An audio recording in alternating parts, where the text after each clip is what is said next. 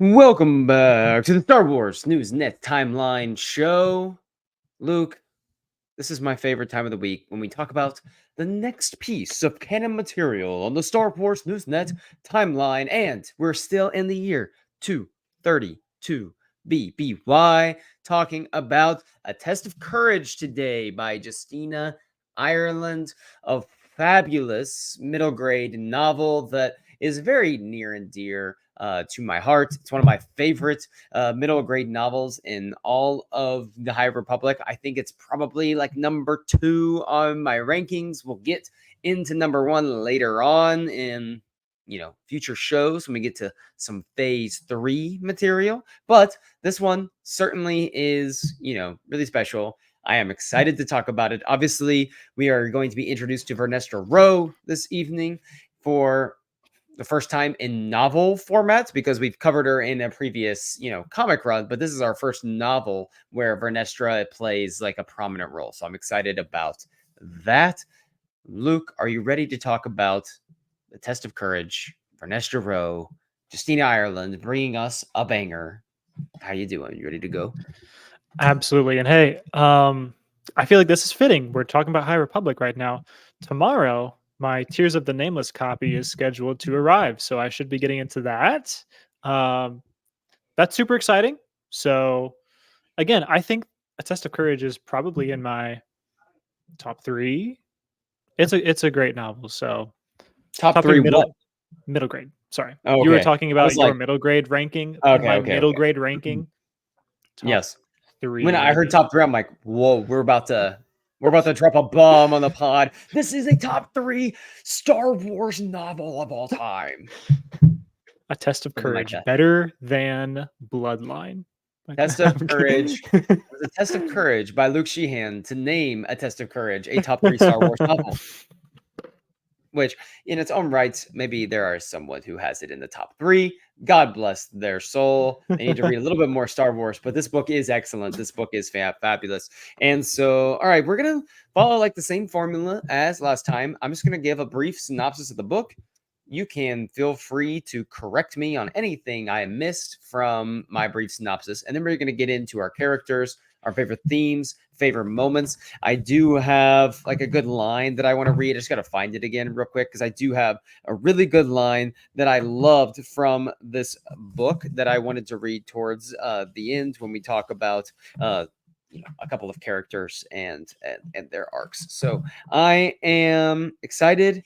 I am ready to talk about this. Luke, just give me the go ahead and we will do this. You're getting a countdown of 3, 2, 1. Let's get into it.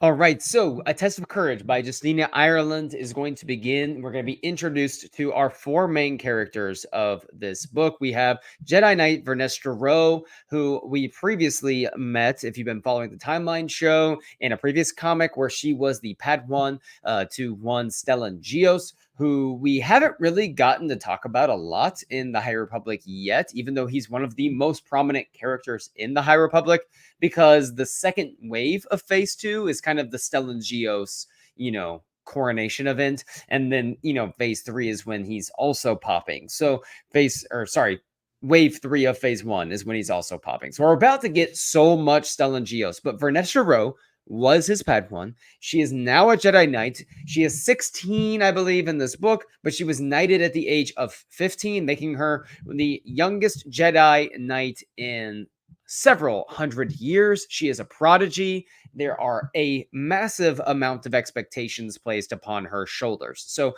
think about basically like any child prodigy. I don't know. I look at her as like the LeBron James of the Jedi Knights. Like LeBron literally had like a Sports Illustrated cover that said, the chosen one, the heir to the throne of whatever, when he was like 17 years old. So it feels kind of like Vernestra Rowe. Like, how is she possibly going to live up to the expectations placed before her? Okay. So we meet her. She is stewarding in charge of young Avon Staros, kid genius, young Avon, who is the daughter of Gira Staros, who is a senator in the Republic. And Avon is over in Port Haley because she kind of gets into a little bit of trouble. Her mom wants to keep her safe and out of trouble. We're going to talk about Avon and her relationship with her mother in this book because while her mother is not a part of this book, her presence looms large over Avon and Avon's decision making. We now are introduced to Honesty Weft, who is the son of a Dalnan like dignitary and diplomat, and he is begrudgingly on this journey that they're about to make to Starlight Beacon because his mother and father felt like it was important for him to see the galaxy, to explore. And he is from Dalna. They're from Dalna. And if you've been following the timeline show, you're familiar with phase 2 of the High Republic, you're familiar with Dalna. You know about how much Dalna played a role in that. They don't like to intermingle with people. So he wants to stay home, train up to be a military person. And then we meet Imri Canteros, however we want to say it. We'll decide really quickly here what we want to do. And Imri is the Jedi apprentice to one Master Douglas. Okay, and Imri not very sure of himself, very deep feeler, struggling to reconstruct his lightsaber because he's struggling with that inner belief that he can be a great Jedi. And they're on the ship called the Steady Wing. They're going to make their way to Starlight Beacon. Then, boom, the Nile come in. They blow up the ship with sabotage. Everyone but those four die. Master Douglas sacrifices himself to save them. Honesty's father perishes, so Imri's without a master. Honesty's without a father. Vernestra's barely able to save Avon and her droid J6. They crash land, or they make their way onto like an escape pod. They make their way to a nearby moon, which I don't think we have a name for, but Luke will correct me if I'm wrong. I'll search that up. I Okay. believe it does. Wevo. We votes. It just, My guy. it just, okay. My guy. Always coming through in the clutch. Just incredible. They crash land on this planet that has toxic rain, and basically they're trying to survive, the four of them, while dealing with a lot of grief, a lot of animosity towards what they do not know is a sabotage at this time. But there's just a lot of animosity, sometimes with each other on what's happening. There's animosity with other characters. And then they learn that the Nile are responsible for this attack. The Nile have crash landed on this moon as well. They are there with them, and they have to make the decision of what to do about the Nile. Ultimately, Vernestra comes up with this great plan where they're going to capture them, hold them, and then wait for the Republic to get there to save them. But Honesty and Imri are overcome by anger and their emotions. They decide we're going to attack the Nile head on. We're going to get revenge, right? And Imri and Honesty get captured by the Nile, and Vernestra basically has to come in with J6 and Avon and save the day. Avon is a genius, comes up with some neat contraptions. Vernestra, with her lightsaber turned light whip, comes in and rescues them, but ultimately has to fight Imri as well, who is so overcome with his anger that he has fallen to the dark side briefly. He flirts with the dark side, and Vernestra has to put him in his place, teach him some valuable lessons, severs his lightsaber in half. Ultimately, they capture the Nile. Imri turns it around. Vernestra takes Imri as her Padawan at the end of the book because she feels like she can help him find that confidence because of the vital, I would say, wisdom that was imparted to her by one Master Skier, who is a Trandoshan Jedi Master we will read about more as we get into the comics here in about 2 weeks. So Avon, reunited, ultimately gets reunited with her mother. Honesty is going to speak before the Senate on Dalna's behalf, and Vernestra and Imri will now begin their journey as Master and Padawan. It was a great novel. We're going to talk about some of the themes. Had a lot of fun. Luke, did I miss anything critical there before we get into the nuts and bolts of this book? No, I don't believe you did. And I'm really glad that you're in the driver's seat for these shows because, this book I read in the beginning of 2024, it was like April, May. So I was not super crisp with how this flowed through. I obviously was like, you were talking and I was like, oh, that's right. That did happen in that order. I kind of forgot. I was switched that up in my head. So yeah, I think we hit the main story. That is the book in a Mhm. nutshell. Yes. I am a degenerate, okay? Like I have problems. I have issues. And so, unlike most people that would say, all right, we're going to do the timeline show, I'm going to read this book. And then, I've read that book before. I was just kind of gloss over it. I reread all of these within a week of when we record like the podcast for that show because I'm stupid and decide to stay up way too late when I should go to bed reading Star Wars, or if I should be doing my homework for grad school or grading papers for my class. Like, I'm like, all right, it's time to put out Cataclysm. Let's crank out a couple more chapters real quick. Like, that's just kind of what I do. So I appreciate though the shout out. It's fun to be able to try to precisely get these recaps in before we talk about them. But I also appreciate how you're able it's very difficult. We talked about the timeline show in general. Like it can be this like laborious task to be able to Kind and of can. laborsome to do some of these shows and be reading all these books, all these comics. And obviously we wouldn't do it if we didn't love Star Wars, but it is wonderful to find like another person who is so passionate about just every little piece of canon material and finding a way to celebrate it for what it is, even if it's not our favorite.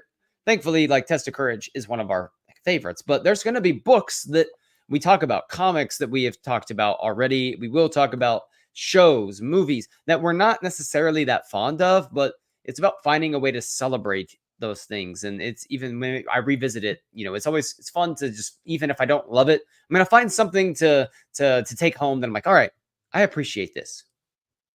I think that is what it means to be a fan of Star Wars. Maybe even just to be a fan of anything is, you know, this book is maybe not the most favorite that I've read ever of Star Wars, and maybe not even the most Mhm. best one of the High Republic, but it's Star Wars. There's guaranteed something, at least one thing, probably more, that I'm going to love about it. So Mhm. it's very easy to find those things Mhm. as a Star Wars fan reading Star Wars. Mhm. So I just think it's worth our time to put it out Mhm. there into the universe that there's things in every Yes. single thing that are worth talking about. Yes. And it is not, I would say, like, we are able, it's very possible to do this in a critical lens and analyze some things that did or didn't work and recap these without simply gushing about how great they are. Like, it is perfectly possible to love something and be critical of it at the same time, but do so in a very positive, like, way. Because I think that it's much more difficult to get on here every single Saturday and record something about a piece of canon material and look at it from like a fun, laid back, relaxed sort of way. And, occasionally we go on our tangents, but about certain things. But I think it's way more difficult to do it the way we do it than to go out here and be like rage talking about, why something doesn't work. You know what I mean? Absolutely. Also, just like not even our personalities. If you would know us in real life, that is just also not even something I would Mhm. consider. So, yeah, it's a little bit more fun, a little bit more mentally stimulating to kind of just dissect what happened in the book, Right. how it worked well with in Mhm. itself in the book, or in how it works within this greater project of the High Republic.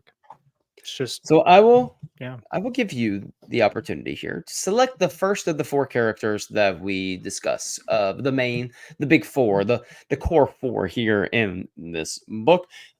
You can go Honesty, Avon, Imri, Vernestra. Each have their merits, each have their great things to talk about. There are some deep themes in these because this is writing for the middle school kids out there. So I'm curious to see which direction we go.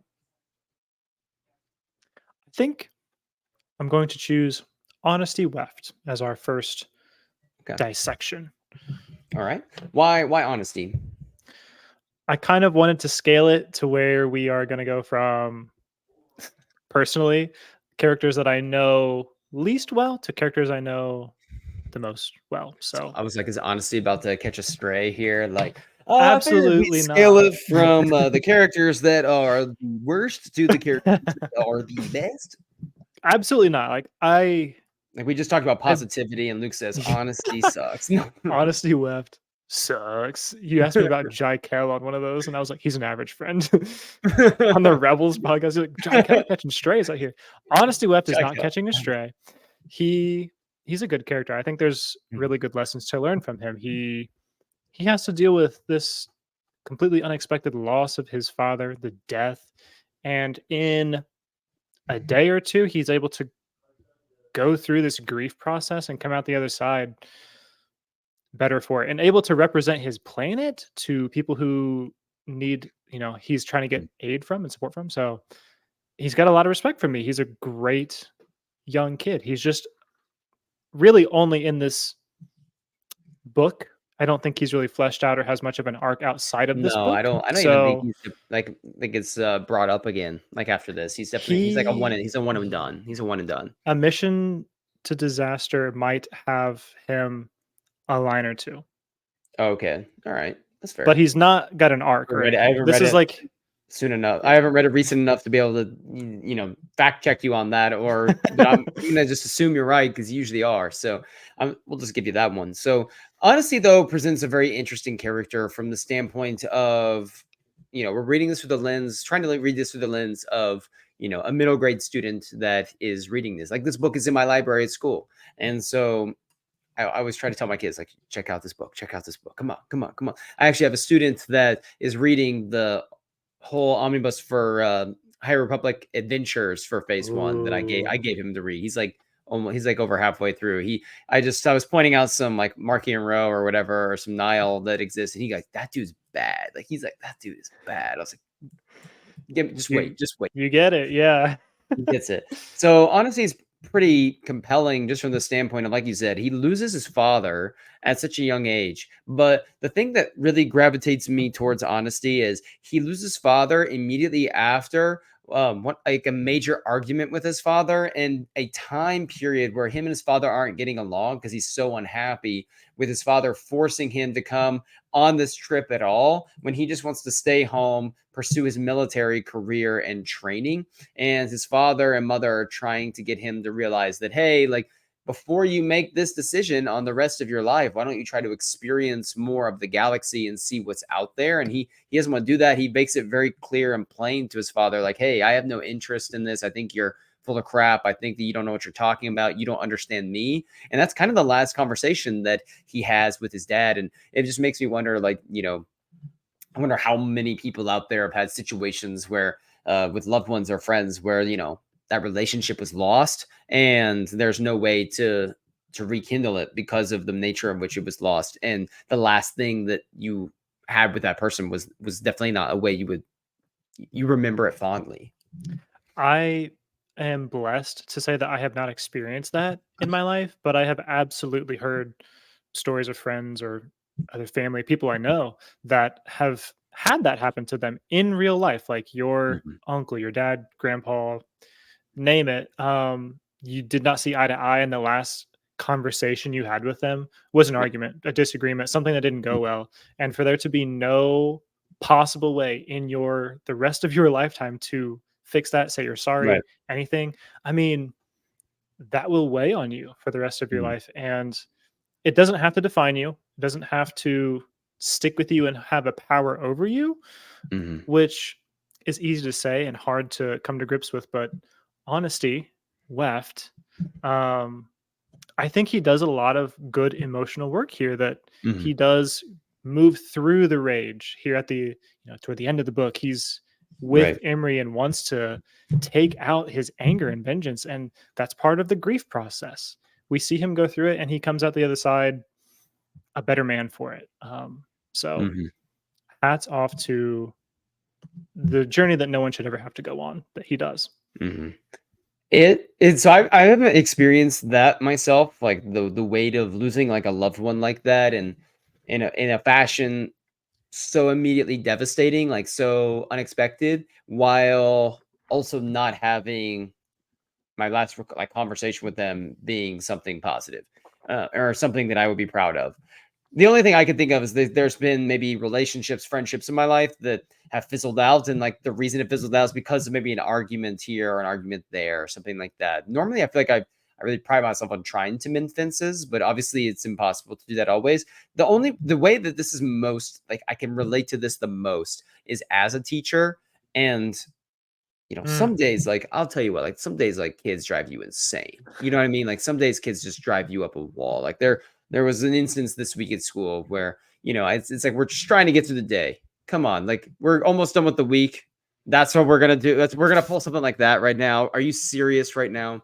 And I know that there's like a, being in a position of like authority and responsibility. There's a level of like I can't just, be kind always when it comes to some of these things. Like sometimes you do have to lay the law down, but there's also that level of there are times in my teaching where I've lost my temper and snapped at a kid unnecessarily harshly.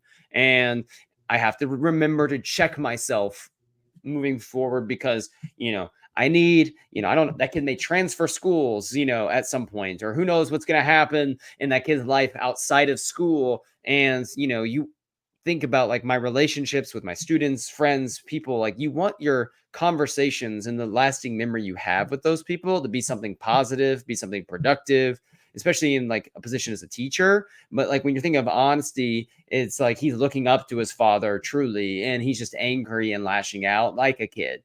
And, it just kind of was like interesting to think about as a teacher, like trying to reflect on, okay, I want my final conversations with my students each day, or at least the lasting impact to be, okay, how was this positive?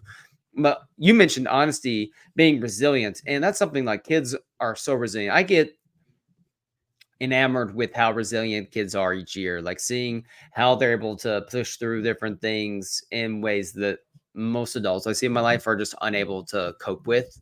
And the kids are so resilient. And honesty shows that here, even though he gives into his rage and anger in this book and tries to lash out against the Nile and almost costs him his life in doing so.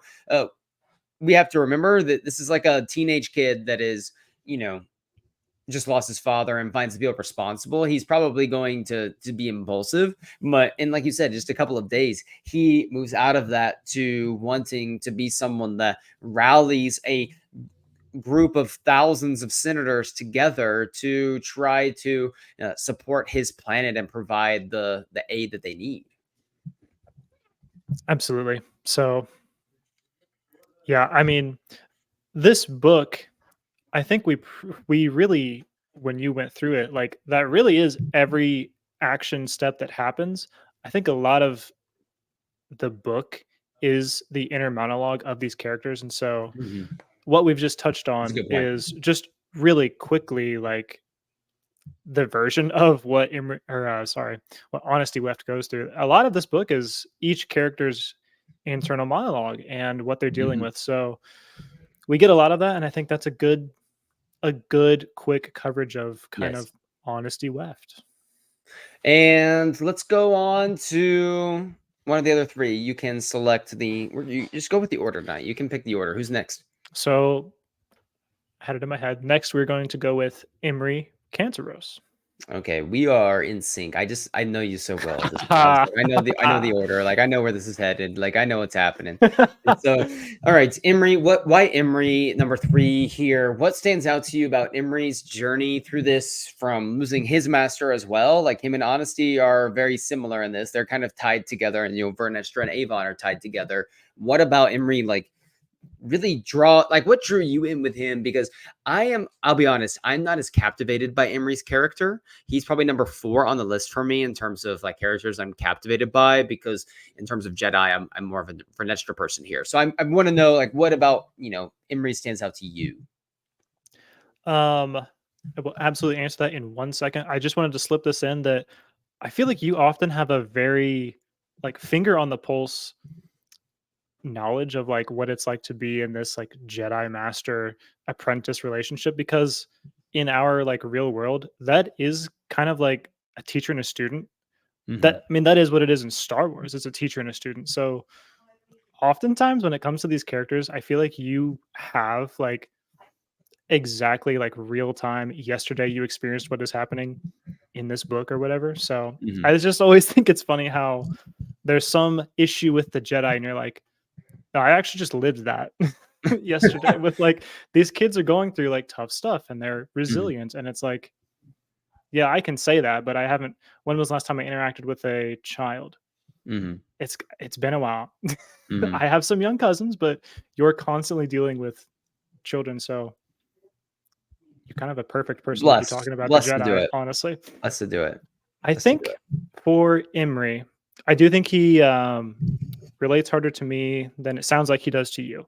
Um, I've always been a person who puts too much weight on what other people think or feel about me or about other things. I've been it. too quick to acquiesce to other people's opinions or ways they want to do things, and not exactly how Emery lives his life, but his struggle being a Genetian person is that his like thing with the force is that he feels and knows other people's like thoughts and feelings super well without them Mm, even sharing that with him. He can mm, just read a room almost too much. feels it. It hinders him how much he can tell what other people are thinking and feeling. Yeah. um so in that kind of sense, I feel like I've in my life I've picked up an ability to read people, kind of get a Mhm, vibe from people, and so sometimes that's a good trait to have, sometimes it's not if someone's got a bad vibe.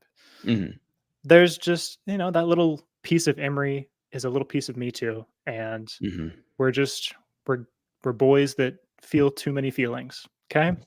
This was this was good, and I don't even need to say that because I disagree a little bit, like, it's not about how Emery feels those feelings, it's about how he's still trying to piece together how to process them, and that's, like, True. classic middle school, like, Yeah, kids like, kids not knowing what to do with their emotions maybe, or not, fully being ready to express themselves, like, they don't really know how to express themselves the way that, absolutely. like, they need to, like, to find that fulfillment, like, they're learning that in real time, like, you're seeing that being taught to them, you're seeing, them learn that, and it's not always a positive, just like it's not always like a negative thing either. Like, I'm consistently surprised by how intentional and by how caring and how brilliant my students can be, while also surprised at how quick maybe we are to react so strongly to something that really isn't that deep,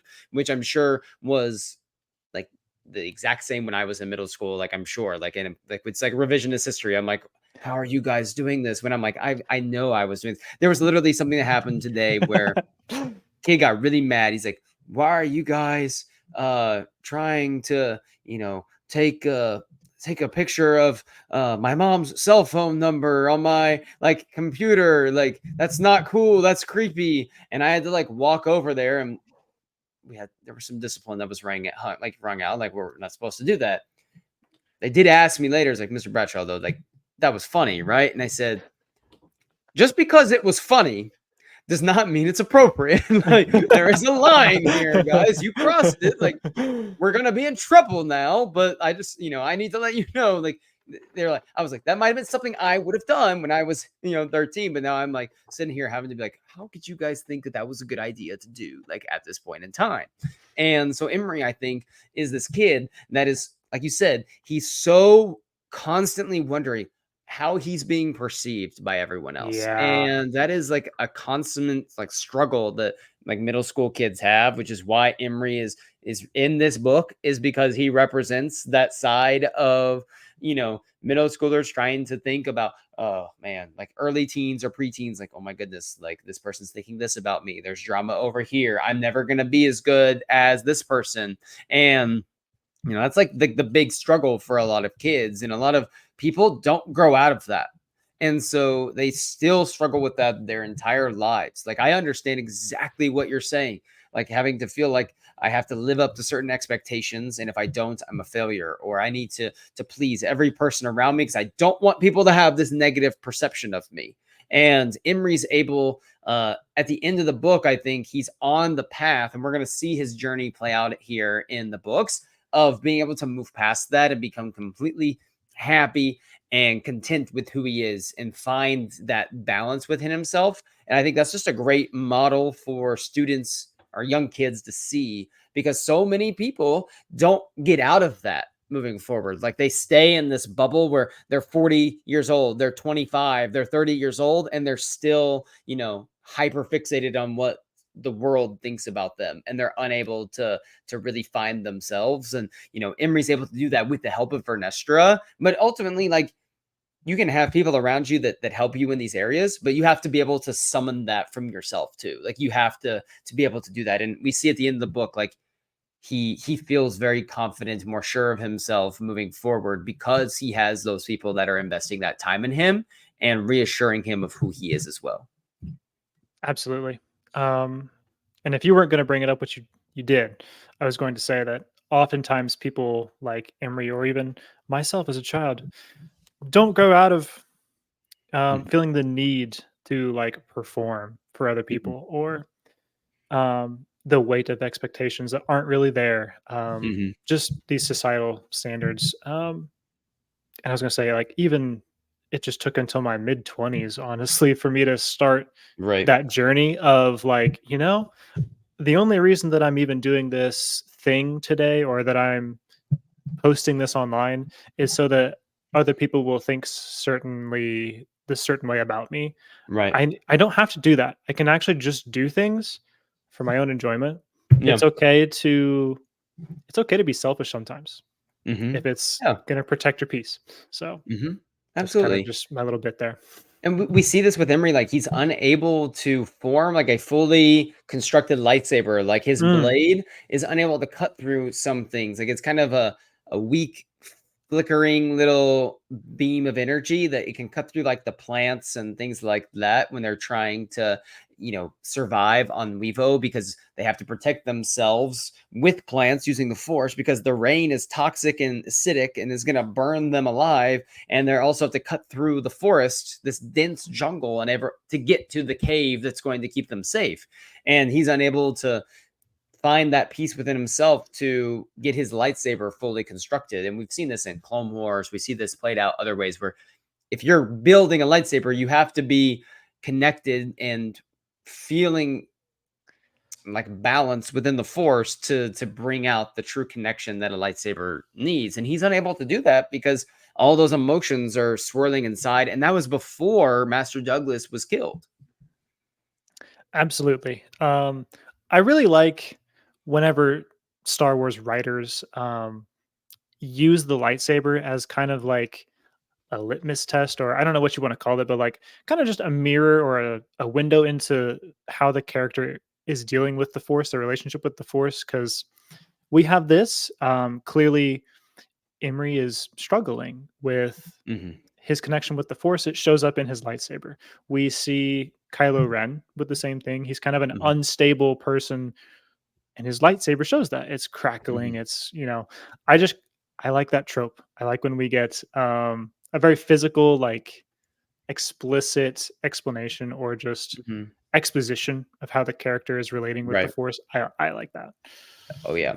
And so Emery flirts with the dark side here, and I thought this passage from the book was really good. So every when we're doing these books now, I like to like bring up like a little passage of the book that I feel like is really special, impactful, meaningful, and I think this one will spark some interesting conversations. So we have Master Skier is talking to Vernestra at the end of the book. They're talking about what is going to happen with Emery, and Master Skier says he believes that she should take him as her Padawan, and she says, "What? What are you talking about? I already let Emery down on Wevo. If I had been better prepared, he never would have given in so completely to anger. He could have gone to the dark side." The Jedi Master chuckled a little. The Force is not so simple, and neither are the emotions of living creatures. Most Jedi have felt a temptation of the dark side. It is only natural, but we resist it. It is a deliberate path to the dark, not a series of bad days. Being a Jedi is about choosing the light over and over again. And I immediately went to Anakin Skywalker when I read that. Like, how could you not? And I think sometimes in talking about Anakin, I think sometimes we just chalk up his journey to the dark side as a lot of bad luck, a lot of people, a lot of things against him. He had Palpatine obviously manipulating him. His mom dies, and we talk about he had a few bad days in terms of, yep, mom died, Qui-Gon's death, Palpatine's here, but there is a level of truth that sometimes we don't want to talk about enough is that Anakin chose to do that. Like those were decisions that he made deliberately to go to the dark side, and he has to own that. We have to own that as Anakin fans. And I sometimes we don't talk about it enough. That like he wanted to do that. Like that was something that he wanted. He was not, he was maybe coerced in some ways, but like it was a deliberate choices that he made. And Master Skier kind of lines this out like just because Emery had a bad day and he did this, he is just a kid and he came back though, and you were the one that pulled him back. And so you need to, be confident in the fact that, that's something that happens. He just needs to learn how to continue to choose the light each and every day. And it's one of those things where it's like in sports, this was something I was guilty of growing up, and I was so self-conscious about making mistakes and doing things. If I we get into my basketball career a whole nother day because there's a lot of things we can unpack there, some frustrations that I still deal with to this day. But I was so hyper focused. Like if I made a mistake, I knew I was getting taken out, and like I can't make a mistake. Like I knew I could not make a mistake, and so what does that mean is going to happen? You're going to make a mistake if you're so focused on not doing something correctly. You're going to do it incorrectly. If I'm so focused on not making this mistake when I'm teaching, I'm going to make that mistake. Like a running back who is so focused on not fumbling is going to fumble the ball at some point.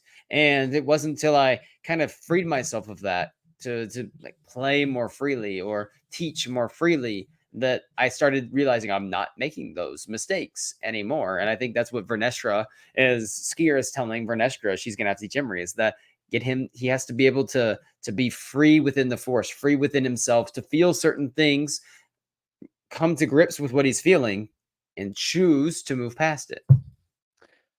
Absolutely. You've got your basketball career. I've got my soccer career. That there's some things I've had to mentally deconstruct over the years. Being so intense with High school and college uh, trauma. the pressures that coaches have put on us and we've put on ourselves sometimes last longer than the Crazy. sport itself. Oh my um, Master Skier uh, perfectly puts it here. I've seen way too much discourse, albeit online. So, how deep is it? It's online. That, who's to blame for Anakin's fall to the dark side? Was it Mace Windu? Was it Palpatine? Was it Padme? And it's like, Padme.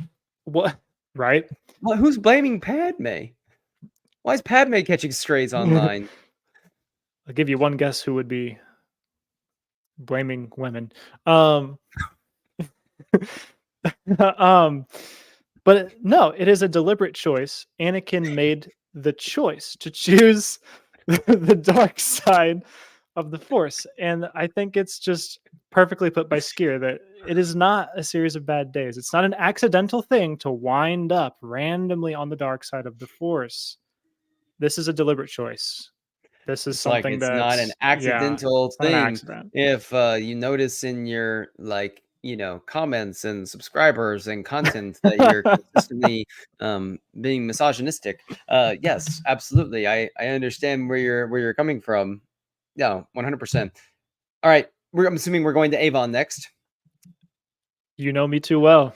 All right. So Avon Staros, child genius, daughter to Gira Staros. What drew me to Avon the most in this book is that she feels like she was sent away from her mother because her mother hates her, because her mother doesn't want to be around her. And we learned that Avon was sent away because that was actually the safest thing for Avon, given her life being in danger at different times due to her mother's position as a senator. And, I think Avon has this, understanding more of like how much her mother like cares for her, how much her mother does love her at this time, and has like a better appreciation for like her family dynamic, which makes it very interesting given where the family dynamic is about to heads or about to really go. So that makes it interesting. She also reprograms the droid J6 to allow J6 to reprogram himself or themselves to decide what kind of a droid they want to be, which I think is interesting, or it wants to be. So that is also interesting. Like Avon believes that droids should have some level of autonomy of what they choose to be. So I thought that was interesting as well. Avon, wonderful character that we're going to continue to follow. Absolutely. So we get a good arc for her here. I think we'll also catch up with her in a Mission to Disaster and Defy the Storm also. So we're gonna have some good Avon content in the future for us as well. But for this book, um, man, it's funny how she's mirrored with like um what do you want to say? Like probably honesty with like he's wanting to defy his parents, not want to do what he wants his Mhm. parents want him to do. Then there's also Avon, who feel like she's getting sent away from Right. her mom. And since I'm just gonna throw this one out here real quick to hopefully keep us from derailing further on. You're watching this live interaction, this live realization. I just finished the Sana Staros 5 issue comic today, written by Justina Ireland. That takes place, between episodes 5 and 6 of Star Wars movies, number 5 and 6. And Justina Ireland like owns the Staros lineage. She loves writing the Staroses. She will put Hosnian Prime in every book that she can because that's where Gira is from. Right. She will use Hynestia any chance she gets. She will use Dalna and Iram all she can. I love it. Like this one specific author just like has this like actual like corner of the galaxy that she just owns. Mhm. I kind of just love that for Justina, honestly. It's like Filoni and Ahsoka, like, no matter what he does, Honestly, is like, yes. Ahsoka's gonna pop in, and, Yes. like, no matter what Justina does, it's like, "I own Vernestra Row, I own the Starroses, and I own this little pocket of the galaxy. It's all mine." Definitely a component of that 5 issue Sana Staros comic run. Like Avon Staros hologram like pops up there. So I mean, you're not getting away from her. I love it. I love it. Yeah. I love it. Yeah. So Avon, just a genius kid, and I love the journey that she went on as she discovered, who she was as a daughter to Gira and what that relationship really was like. And I'm excited to see it play out more, and we get to learn more about her incredible inventions that are going to really help the galaxy in tremendous ways as we move forward as well. Yes. I think not that I really relate, but I really like this trope of when we have a child genius and that's her role kind of in the High Republic. Hmm. Especially in this book, that she is able to figure out a way to, work this ship, the shuttle that they're on to land on Wevo. She's kind of instrumental in finding the planet, the moon. She's able to reprogram J6 to do anything she really needs to. Oh, Anytime there is anything technological needed, it is Yvonne. So I just kind of a sucker for the trope of like this kid can do anything. Like yes. she's My kind of favorite the yeah, Avon line from this, she learns how to like understand emotions throughout this as she's with two very emotional characters in Honesty and Emery. So I think that's interesting because she's not a very emotionally driven right. individual. But I also think it's funny. My favorite line from hers is when Skier gets there and he's missing his arm due to some things we'll talk about later in the timeline show. And Renestra like can read her mind and go, "You are not about to ask the Jedi Master about why he's missing limbs, about his missing limbs." And Avon says, "I wasn't going to ask him about his missing limbs. I was going to ask how long it took Trandoshan's to grow them back." That's our little scientist Uh, for you. it's She's always classic. she, and I think that she even, tries to learn how to deal with emotions and tries to learn emotions like the way that you would learn a computer program. Mhm. And I got to admit, like, as someone who works in Excel, Microsoft Excel all day, that's kind of how my brain works. That's kind of how I'm wired. Like, there's folders for everything, there's formulas that I apply to my Yeah, life. Like, I do relate to Avon in some specific I types of love that. ways. So, I love that. All right, Vernestra Row. Let's do it. Love Vernestra Row. Give me your brief Vernestra Row comments from this book. Like what draws you to Vernestra Row? Maybe what do you maybe not relate so much with Vernestra? Because I know that there's a lot of people out there that aren't huge Vernestra fans, that exist. Um, and I don't understand those people because how could you not love this character? Just to riff off of that, but man, Vernestra is she's great, and I do relate to this kind of. I'm not tooting my own horn or anything here, but like she was like a child prodigy. I was, in like some gifted and talented classes, I would get pulled out to go to something harder Whoa. during school, or like I was Dropping. usually, I I wasn't was, gifted and talented. Look, she and now had. I'm nothing special. So let's not act like Whoa. that got me anywhere. I Vernestra cannot say the same. She has been up and up for her career, but When you were in gifted and talented in like elementary, middle school, like, and you got pulled for it, where did you like make a big scene of it? Were you like letting everyone know, like, Luke, it's time for you to go? Oh, it's the time for me to go to gifted and talented. Okay, was that you? absolutely not.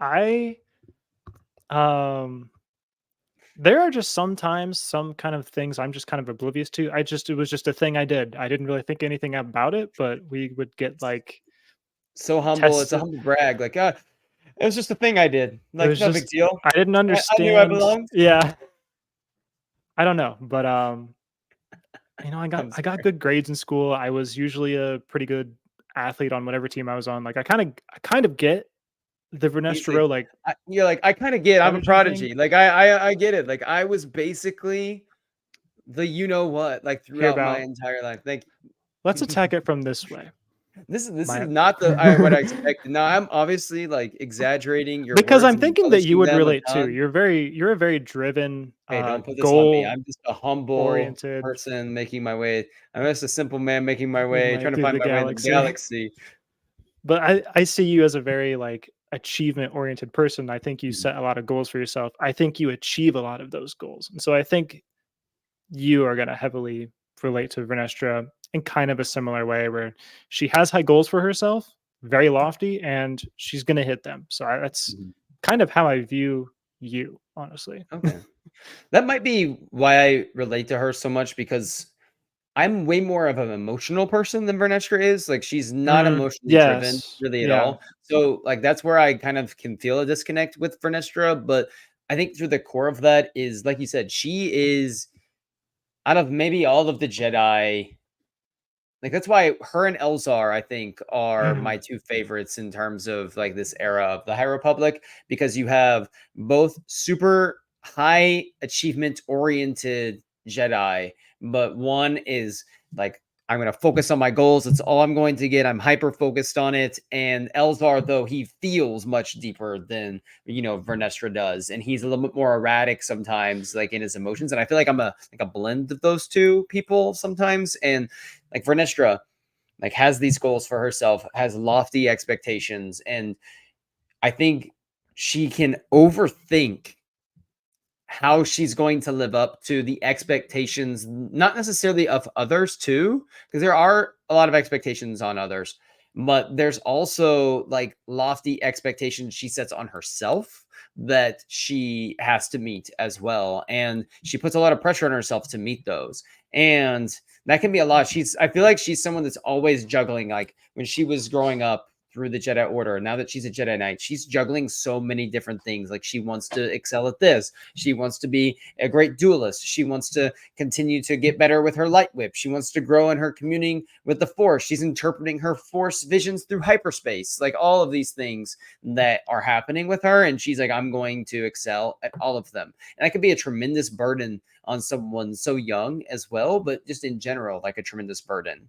And like I would say, like in terms of like my own life, I definitely am someone that says I'm going to do this by this time and I'm going to do this. And it's very frustrating when those goals aren't met or when you're putting a lot of time into something. Like Vernestra strikes me as the kind of person that when she puts her time into something, if someone's going to come alongside her in that journey, like she needs like to have someone that meets her energy level and her devotion level, or it's very frustrating for her. That's why I think she was the perfect Padawan to Stellan. Stellan is like, we are going to set it high. We are going like Stellan is the definition of we can do hard things and we're going to be grateful for it and we're going to be happy about it and we're going to be the model Jedi citizen. And I think Vernestra just matches that energy so well. And that's why she's able to progress so quickly. And so I feel like I can put myself in those shoes. Absolutely. I feel like she already had so much natural ability coming into it, and Stellan was like a hyperspace ring for her, Mhm. just propelled her so much further and helped her realize her own potential so well. So, I would kill for the natural, like 10% of the natural ability that Vernestra Rowe has in anything. You know what I mean? Like if I had 10% yeah, of Vernestra Rowe's natural ability in teaching or podcasting or writing, athletics, oh my gosh, life would be incredible. Like she does, but what she does is she takes that dedication, motivation, uses that and propels herself, so much forward and takes those expectations and she meets them. And I think that can be I think it's interesting too that she's on her own out here in the galaxy and having to discover that for herself. And as she's trying to figure out what does it mean to be me as a Jedi Knight? What does it mean to be me? And I cannot wait to when she ultimately, as we progress through the timeline and she becomes a way seeker for a little bit, I really am excited to talk about her way seeker journey because I think it's really fascinating, like how she goes through that and what that looks like. So I am really looking forward to getting into that at some point for sure. But in this book, like she goes from being like a Jedi Knight that's a little bit unsure about her first assignments to taking on way more than she expects and doing it brilliantly and helping a young, Padawan, basically not, fall prey to some of his inner demons and brings him back to where she's now has to be like the youngest Jedi Knight ever to have an apprentice at 16 years old. absolutely. I think the other thing that we could touch on here is that she's got this introduction of a light whip, Mm-hmm. and that was famously shown to us in live action in the Acolyte. So this is kind of where it got its start. Probably the first one of the first light whips we get in canon Mm-hmm. is Vernestra Rowe, probably the most fleshed out one that we get recurring. And I think this kind of shows you were comparing her and Elzar, and I think that her lightsaber helps me see that comparison between them because with her twisting the bezel and it becomes a light whip, it's her experimenting with her own connection to the force, Mm. um, and her own abilities. She's trying to test what she can do because she doesn't even know. She's finding her limits. Right. And the way that Elzar does that is often a little bit more erratic and destructive. And so Yes. this is the more refined, just the better way to test your own limits. Maybe even test your Okay. own courage. Sorry, that was a just wanted to throw that one out We're there. starting the show with that, and we're gonna wrap it up with that as well. It looks like, of course, so we love it. We love it. No, fantastic. The way she's able to use that in going through the forest, she's able, and it's kind of a taboo thing because it's tied with darker tendencies. The Sith have historically used light whips. Dark side users have used Mhm. those. Night witches, maybe. I think there was some mention of that in the book. Yes, the Night Sisters. It's a weapon of the Night Sisters. It was brought up before. It Yes, was brought up by Emery. Yes. yeah. So um, I don't. There's a little bit of me that's like I'm kind of like that. Sometimes there's something I'm tinkering with. I don't want Mm, my boss to see that yet because it's not a final product. Or I'm going to keep this under wraps because I want it to be like ready to show the world, but I don't want anyone to like know about this in case I mm, mess it up. Like I don't right, want anyone to see my mess up. So I kind of right. get the thinking behind like, "Oh, I don't want people to see this." And um it it felt a little bit like a Kanan Jarrus beginning of Rebels, Ah, like, "I'm about to let everyone in on the secret." She twists the bezel and uses it as a whip to get through the forest quicker to mhm, get to the cave. yeah. Just a little comparison I made in my head there. Love it. So I love this book. What would scale 1 to 10 for Test of Courage before we get out of here? Hmm. I'm gonna put Test of Courage at a nice 6 out of 10. Okay, 6 out of 10.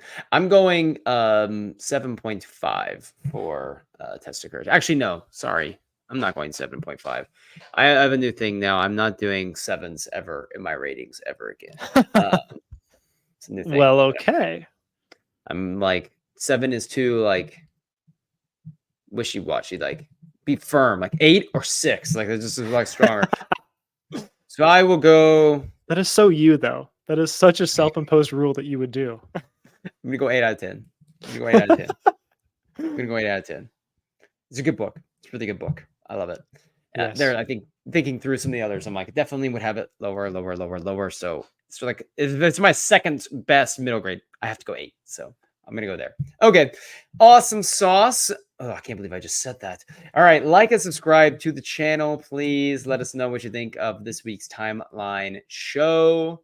If there was anything we missed on Test of Courage and you want us to talk about it, we can address it next time. We'll be talking about The Great Jedi Rescue by Kevin Scott. The will not probably be a very long one because I think that one's pretty short, but who knows? We can find a way to stretch it out, I'm sure, with what we do best. So like and subscribe to the channel. Be sure to check us out here on Star Wars Newsnet every Thursday night for the live show, 10 o'clock Eastern time. And most Mondays we have a little special Star Wars something brewing for you on the channel as well. You can follow us here on Apple and Spotify at Star Wars Newsnet. Leave us a little review. Drop us a little review down there, 5-star review. Let us know what you think. Cannot wait for next week when we are back in some more High Republic. Love talking books with my great, great friend, Luke Sheehan. Luke, appreciate you as always. You are a special, special person. For Light and Life, everyone, remember that we are all the Republic.